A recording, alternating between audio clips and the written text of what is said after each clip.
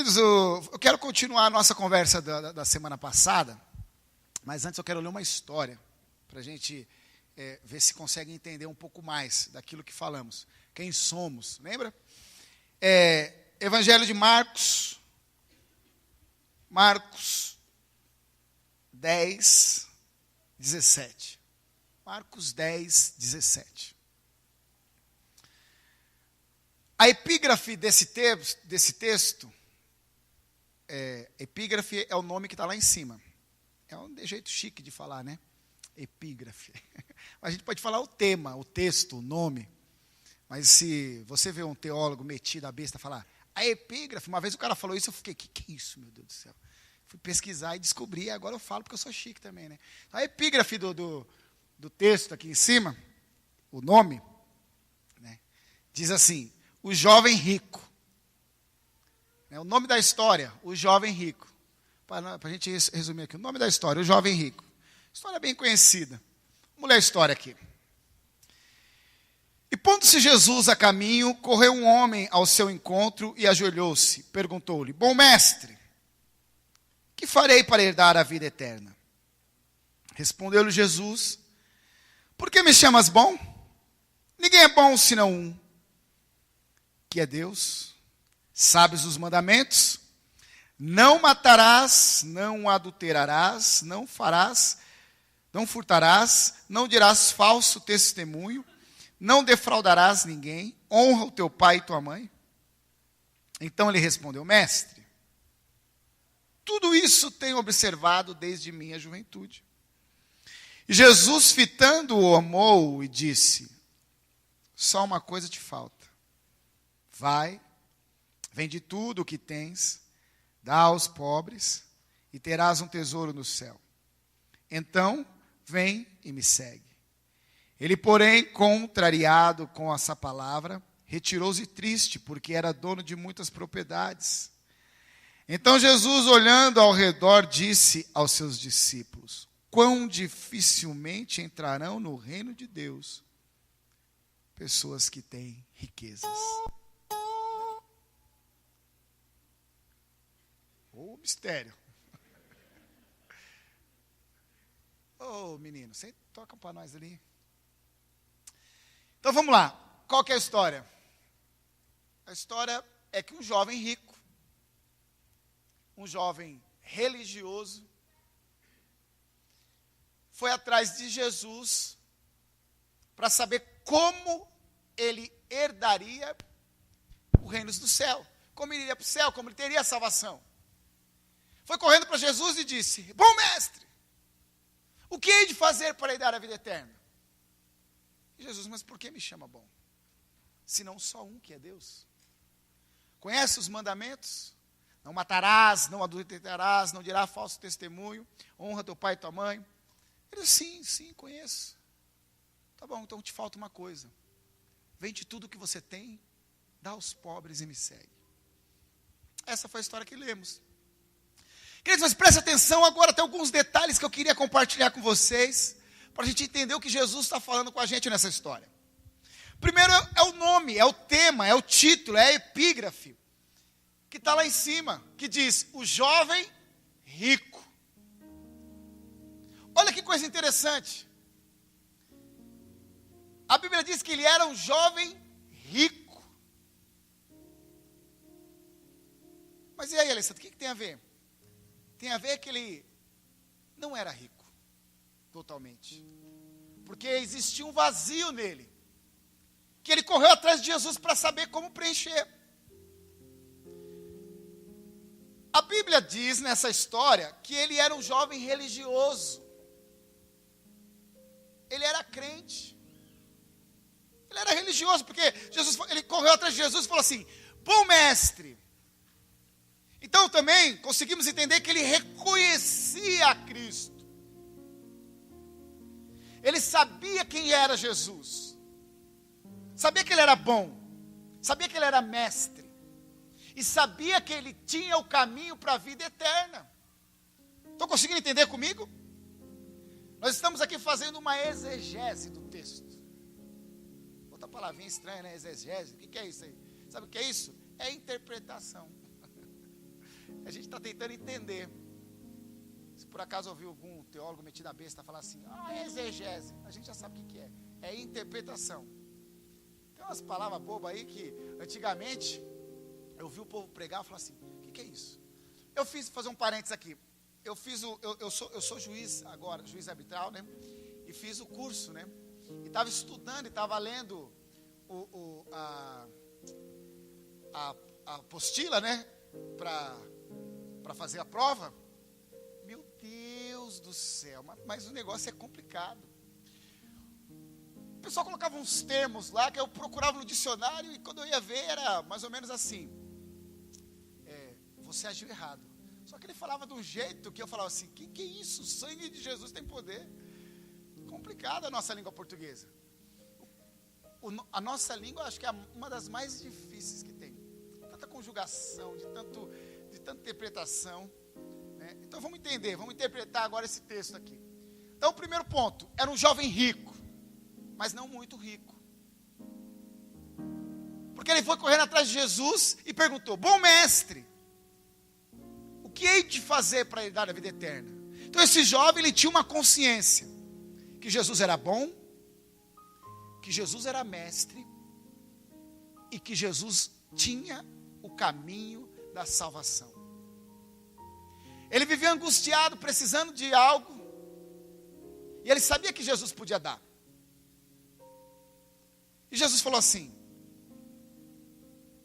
por que me chama bom? Não conhece os mandamentos? Por que você está procurando a salvação comigo? Você não vai para a igreja? Você não é crente? Você não conhece os mandamentos? Ele falou, conheço.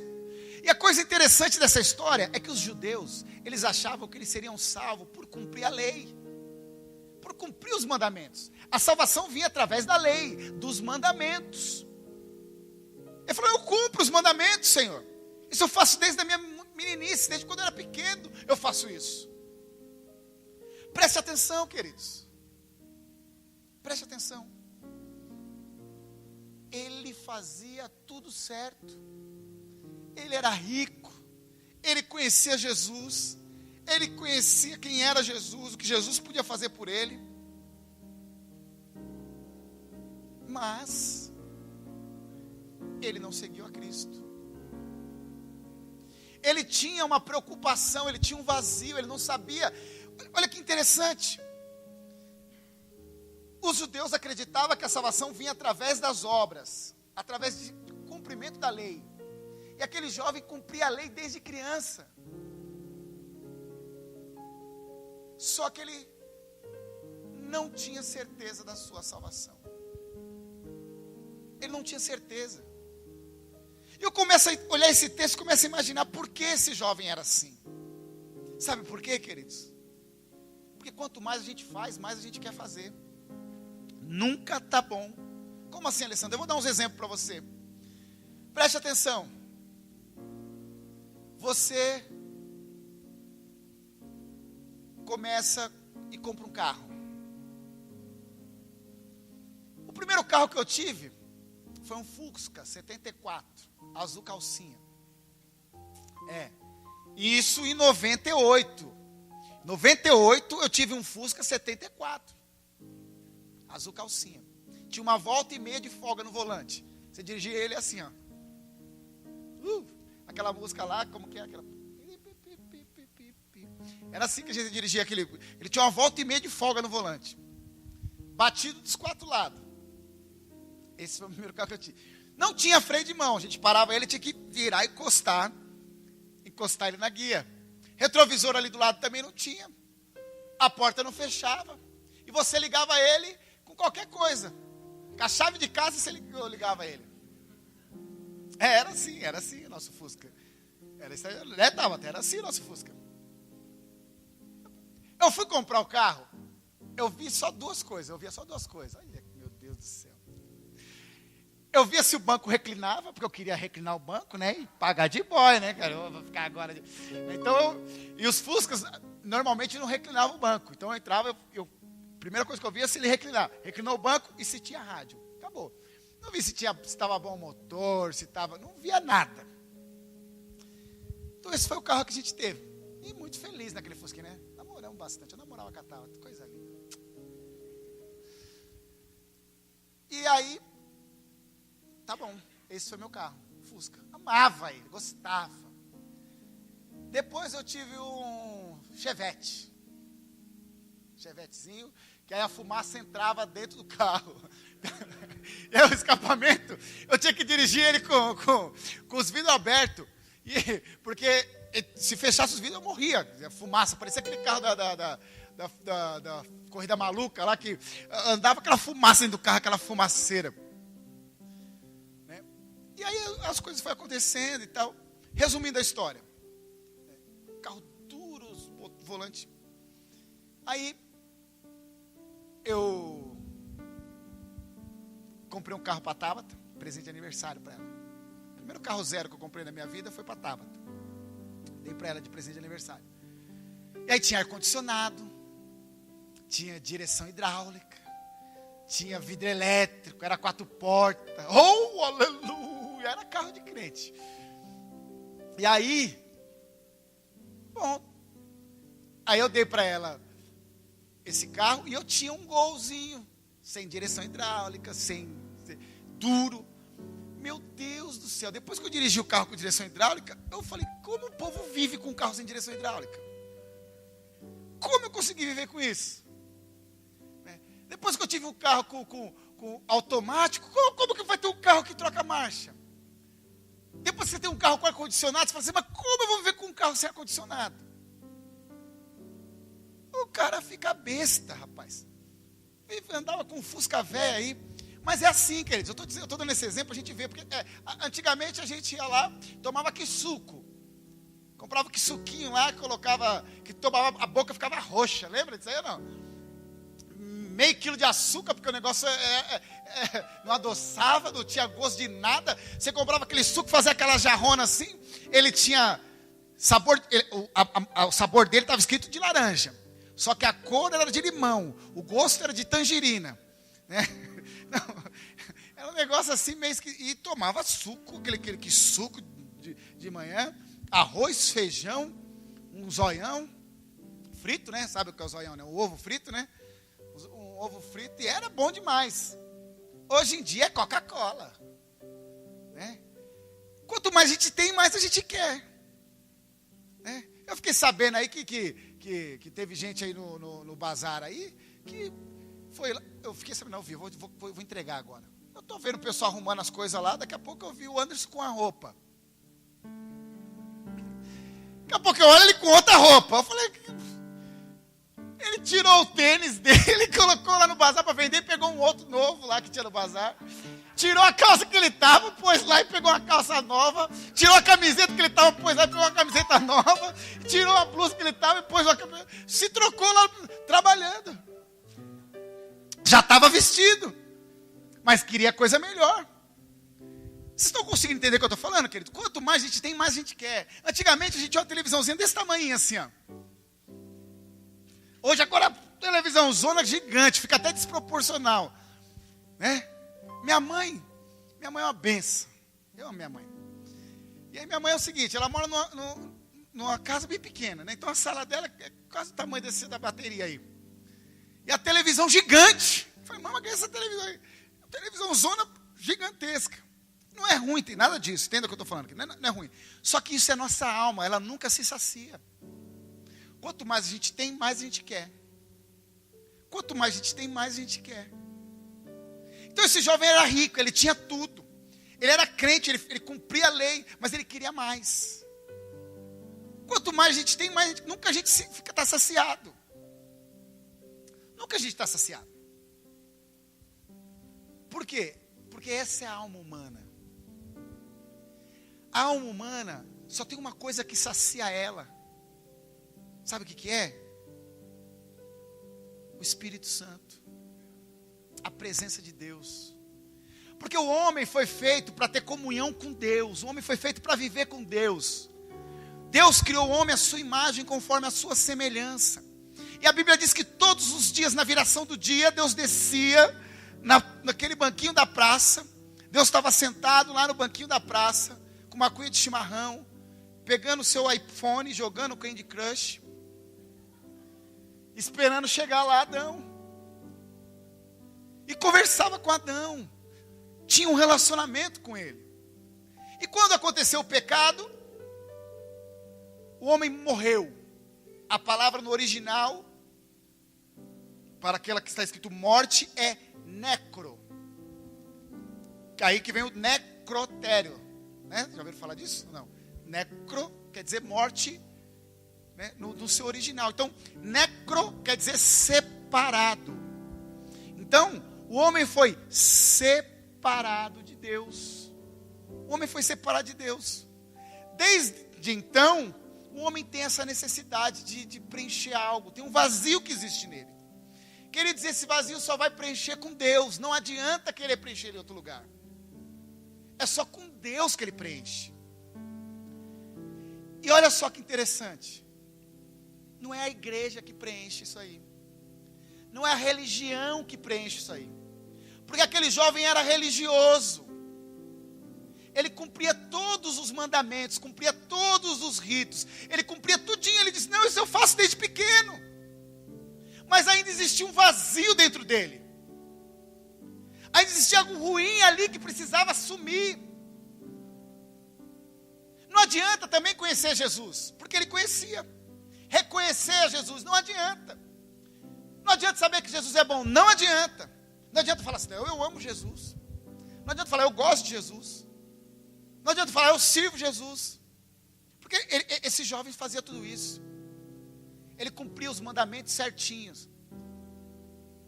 Só que tinha um problema.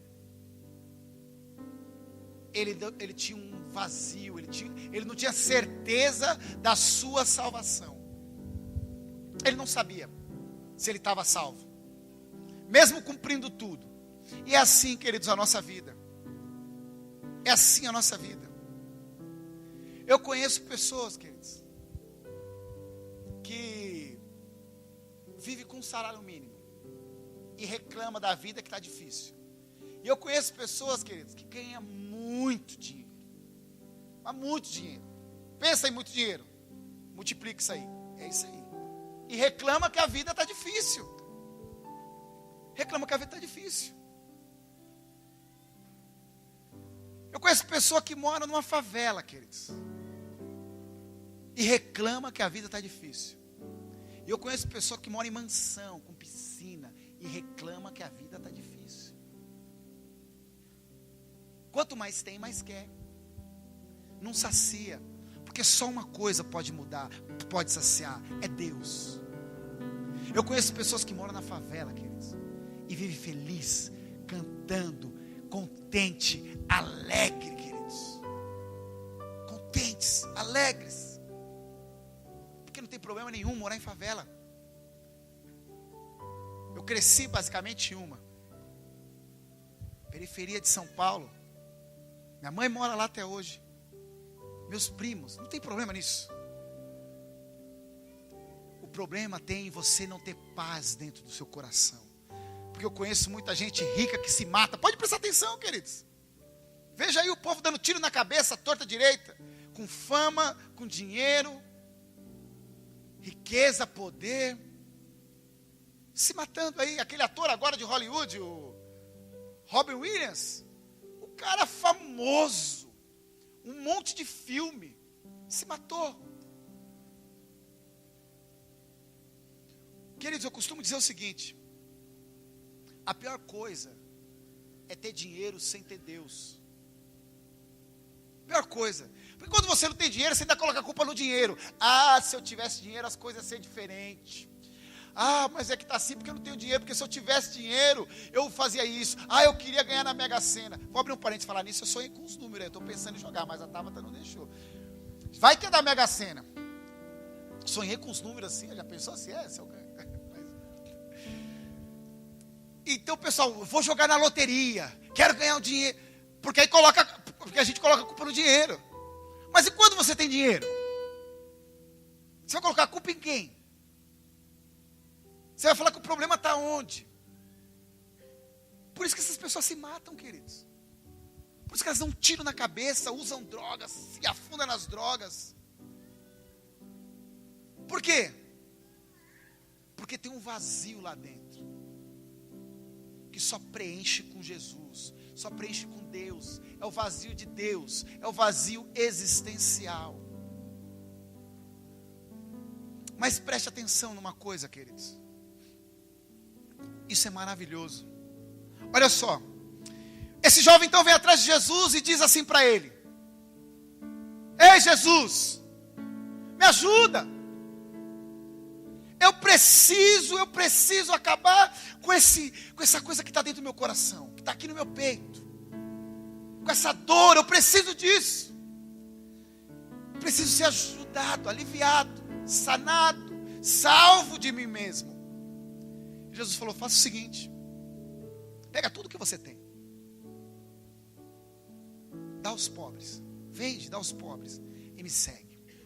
Jesus, com essa atitude, está dizendo para ele o seguinte: olha, meu jovem, porque aí depois Jesus faz uma afirmação e ele diz assim: quão difícil é pessoas que têm riquezas, que têm valores, entrar no reino de Deus. Essa palavra riqueza, no seu original, ela tem o mesmo significado que valores, que quer dizer valores não necessariamente financeiro, querido, não necessariamente financeiro, mas valores morais e éticos, costumes que nós temos, que a gente não abre mão dele para seguir a Cristo. Jesus diz assim, ó, é muito difícil pessoas que têm convicções, pessoas que têm certezas. Queridos, preste atenção, convicções são piores que demônios, porque demônio a gente expulsa e ele vai embora. Agora a convicção está enraizada na sua cabeça. Então Jesus faz uma afirmação: quão difícil é pessoas que têm valores, porque aí você vai ter que abrir mão deles para me seguir. Você vai ter que abrir mão desses valores. Por quê? Porque você acredita que é esses valores que te sustentam, que é esses valores que te faz caminhar. Não, eu estou aqui porque graças a que eu sou um bom vendedor. Ah, eu não tenho medo de trabalhar, eu trabalho mesmo, eu estou assim porque eu trabalho. Não, eu faço isso por causa de mim, porque eu sei, porque eu faço, porque eu posso, porque se não sou eu. Não, queridos. Se não for Deus na sua vida, você não é nada. Quer ver só? É só ele tirar o ar por 5 minutos. Quero ver quem você é sem ar. Deus é bom, queridos, em todo tempo.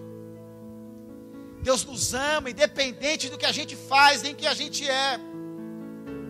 E a preocupação dele é que nós venhamos parar de ser arregado, pego, grudados nas nossas convicções e nas nossas certezas. Porque isso vai impedir a gente de receber a palavra dele. Ele diz assim: ei, meu jovem, pega isso que te sustenta, isso que te dá estabilidade, isso que te dá certeza, essas convicções, joga fora e me segue. Vem comigo, caminha comigo, caminha sobre a minha palavra. Queridos, a gente tem recebido palavra domingo após domingo aqui. E Deus tem falado conosco. E a gente fica algumas vezes pensando: será que é assim? Será que é desse jeito? Isso são as nossas convicções, são as nossas certezas. Abandone isso, jogue isso fora e acredite no que a Bíblia diz.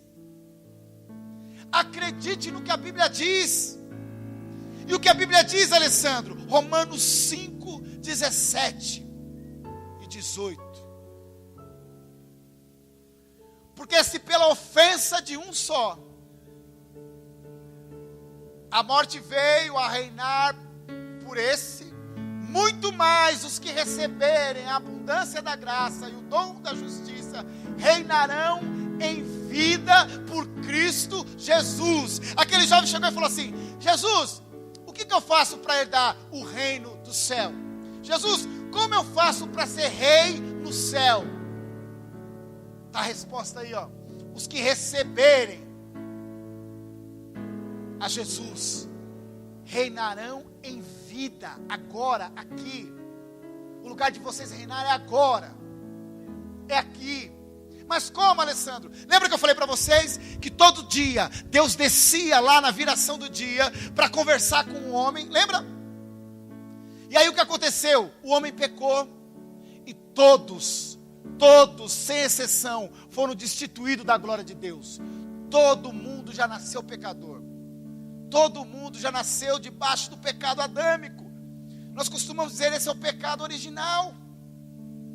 Todo mundo então é pecador. O que eu fiz, Alessandro, para ser um pecador? Nasceu. Ninguém precisa fazer nada para ser um pecador, só nascer. Porque é isso que a Bíblia diz. Todos pecaram e destituídos foram da glória de Deus. Só que o nosso Deus é um Deus justo. É um Deus de justiça. E estava injusta essa história. Estava injusto esses quadros. Estava ou não estava? Como você já nasce com uma culpa que você não pediu para nascer? Adão pecou lá no Éden. Agora, a gente aqui é responsável pela culpa do cara? Não. Isso está errado. Está errado. Porque ele pecou, eu não. E eu já nasci pecador. Não é verdade? E Deus viu isso. E Deus é justo. Romanos 5,17. Porque pela ofensa de um só, a morte veio a reinar por esse. Então tá lá. Vamos dizer assim, estava tudo reto aqui, ó. O que aconteceu? Adão pecou, desequilibrou. Acabou. Agora todo mundo ficou pecador.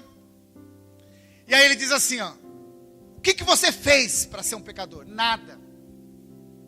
Então eu vou restaurar isso aí. Você agora vai ser um rei, uma rainha. Você vai ser mais que vencedor. Você vai ser meu filho agora. E o que eu preciso fazer? Nada. A mesma coisa que você fez para ser um pecador, você faz agora para ser um santo. Nada. Você apenas recebe. Está escrito lá, ó. Porque pela ofensa de um só, a morte veio a reinar. Por esse, muito mais os que recebem. Os que recebem. Os que recebem a abundância da graça e o dom da justiça reinarão em vida. Preste atenção, queridos. O que eu preciso fazer? Recebe a palavra de Jesus. Recebe. O que a morte veio? O que a morte faz? O que o pecado faz? O pecado traz doença. O pecado traz vício. O pecado traz desgraça. O pecado traz morte. O pecado traz adultério. O pecado traz corrupção. O pecado traz pornografia, prostituição. O pecado traz álcool. O pecado traz vício. O pecado traz tudo isso. Só que se você recebe, está escrito, ó, os que recebem a abundância da graça. O que é graça? Graça significa favor imerecido. Ah, Alessandro, mas eu não mereço. Eu fiz tanta coisa errada. Mas é isso mesmo, você não merece. Porque graça não é mérito.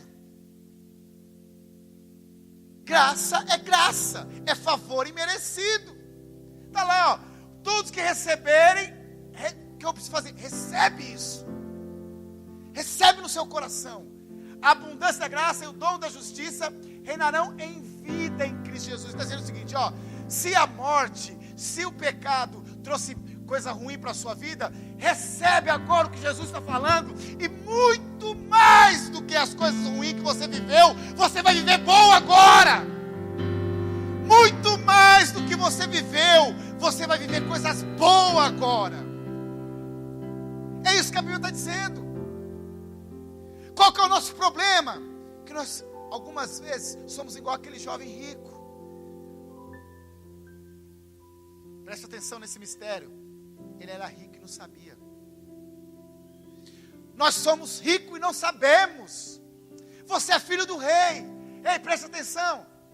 Você não é dono do mundo, mas é filho do dono. Você é filho do dono. Você é rico.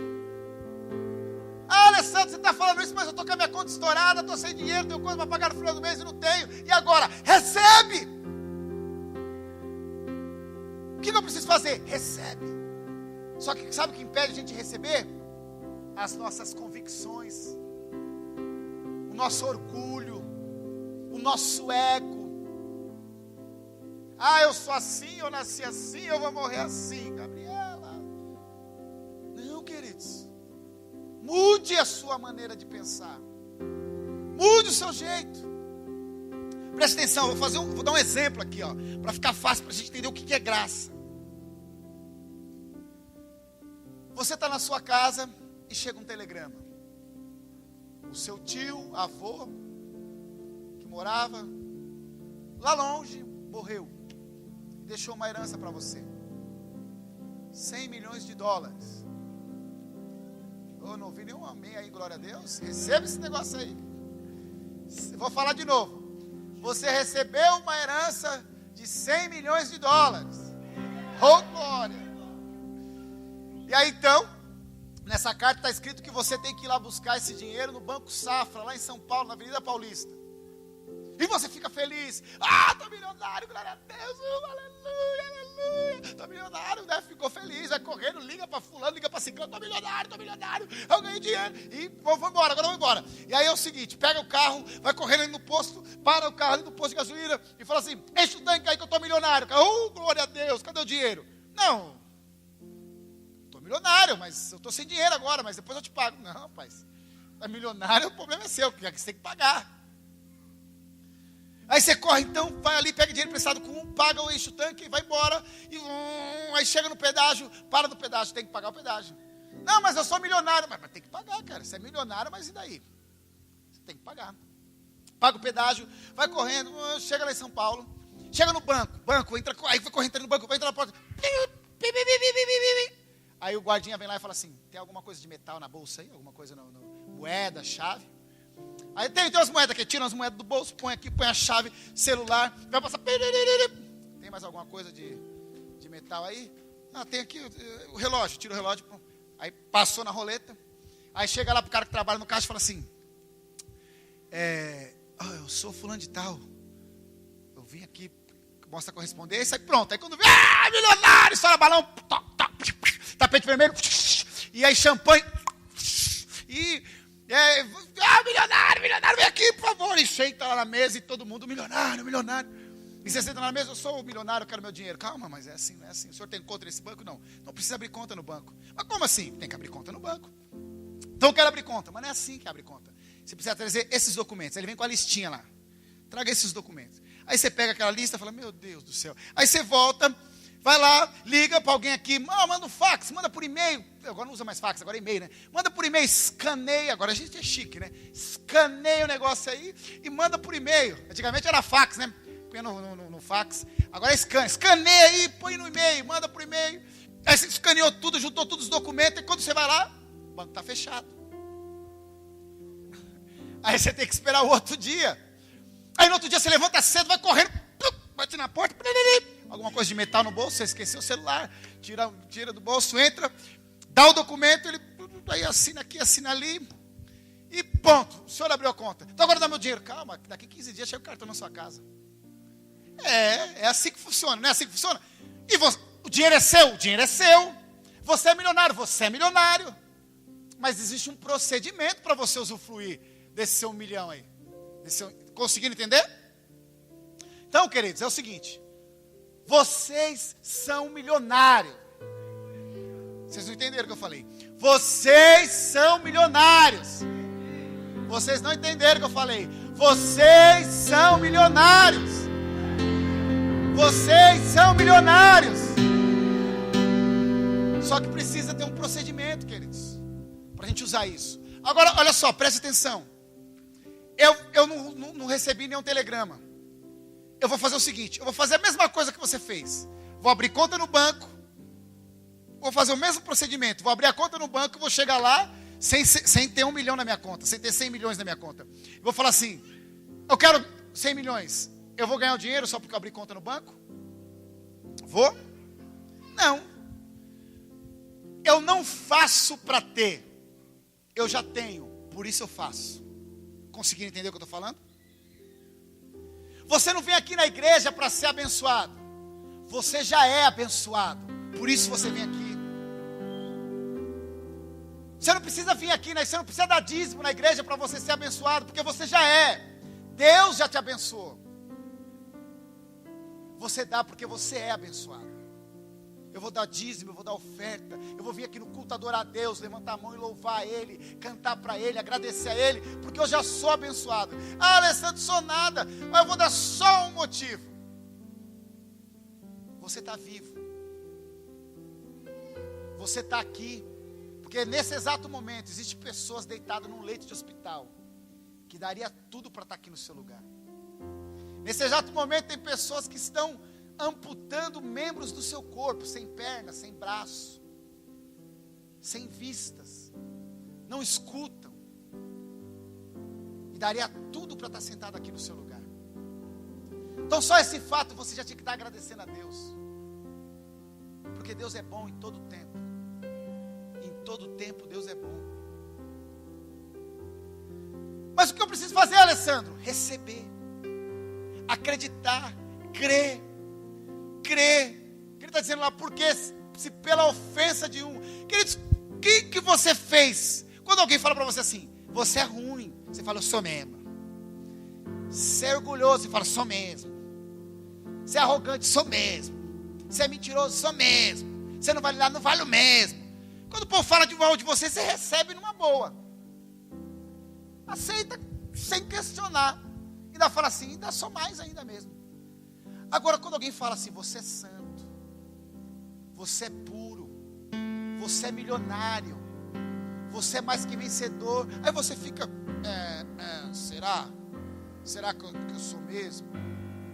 Será que ele me ama? Porque quando é coisa ruim a gente aceita, e quando é coisa boa a gente fica questionando.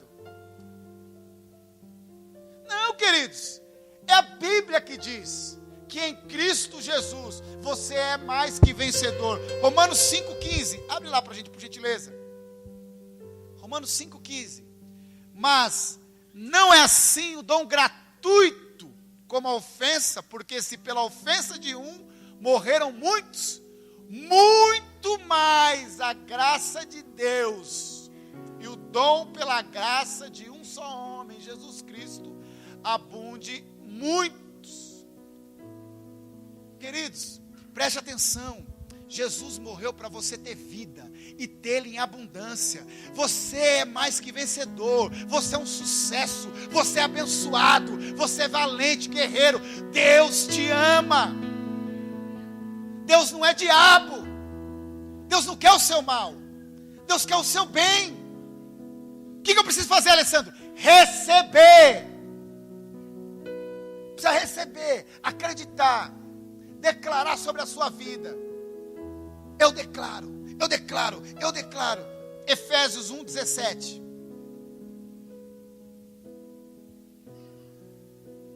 Para que o Deus de nosso Senhor Jesus Cristo, o Pai da glória, vos deu espírito de sabedoria e de revelação no pleno conhecimento dele. 1:7. Efésios 1:7. Em quem temos a redenção pelo seu sangue, a redenção dos nossos delitos, dos nossos pecados, segundo as riquezas da sua graça. Em Cristo Jesus, todos os nossos pecados foram perdoados. Queridos, em Cristo Jesus, nós temos o direito de levantar e falar assim: eu sou vencedor, eu sou mais que vencedor. Você não é vítima, você determina quem você é, você diz quem você é. Ah, Alessandro, mas você não sabe o que a vida fez comigo.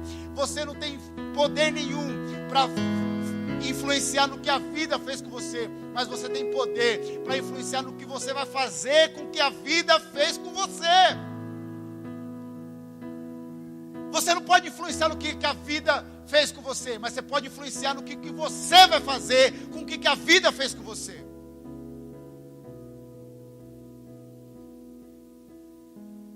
Romanos 8.